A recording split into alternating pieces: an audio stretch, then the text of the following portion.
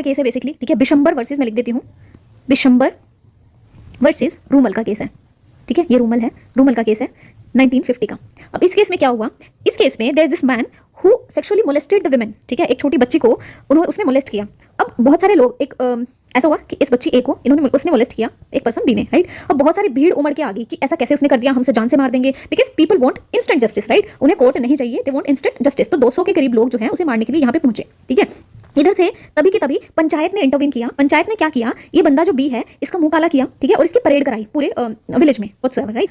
तो इसने अब चार्जेस लगाए कि मेरे को तो ह्यूमिलिएट किया गया, मेरे साथ तो बहुत बुरा हुआ है, राइट। और पंचायत का कोई राइट नहीं है इस पे। तो पंचायत का जो था वो था एक गुड फेथ। पंचायत ने क्या बोला कि भाई हमने ये जो काम किया गुड फेथ में किया है, अगर हम ऐसा नहीं करते ये 200 के 200 लोग जो है इसे जान से मार देते, ठीक है। We wanted to prevent the dangerous और we can say the greater harm, इसलिए हमने ये एक एक्ट किया। Although it is humiliating, but उसने वो काम भी वैसा किया था। सेकेंडली हमारा जो मोटिव था इससे इसकी जान बचाना था, ठीक है, इन 200 लोगों से। तो यहाँ पे जो एक्यूज्ड थे बेसिकली उन्हें एक्विट कर दिया गया और जो प्रिंसिपल ऑफ नेसेसिटी था उसके अंडर वो एग्जम्प्ट कर दिए गए। अब ऐसा ही एक और क्वेश्चन है, मैं ये केस लॉज इसलिए बता रही हूँ बिकॉज इन्हीं केस लॉज में से एक सिचुएशन बन के आपके पास आ जाएगी and you have to answer the question, right. तो इसलिए मैं आपको जितने केस लॉ मैं बता सकती हूँ उतने बता रही हूँ। ये भी इंपॉर्टेंट केस लॉ है, रेक्स वर्सेस बोर्न का केस है ये, ठीक है, 1939 का केस है। इसमें एक सोल्जर होता है और वो सोल्जर जो है ही रेप्ड अ 14 ईयर ओल्ड गर्ल, 14 साल की बच्ची का ही रेप्ड हिम हर, ठीक है। अब जो एक सर्जन होता है डॉक्टर बोर्न, वो क्या करता है इस लड़की की जान बचाने। अब ये जो लड़की है शी गॉट प्रेग्नेंट, अब ये लड़की जो है प्रेग्नेंट हो गई, इसको बचाने के लिए इन डॉक्टर ने क्या किया, इसका अबॉर्शन कर दिया, ठीक है। क्योंकि ना सिर्फ वो मेंटली डिस्टर्ब हो जाती, मेंटली उसको बहुत हार्म होता, वो फिजिकली भी बहुत हार्म हो जाती और she might not be able to survive, ठीक है। ऐसी सिचुएशन थी उस लड़की की।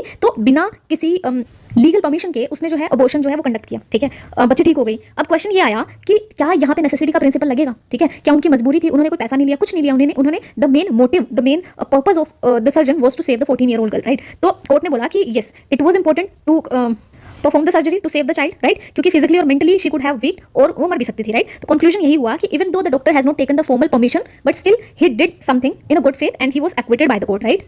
अब ऐसे छोटा सा कॉन्सेप्ट है वो और समझ लो। कई बार हम ना कंफ्यूज हो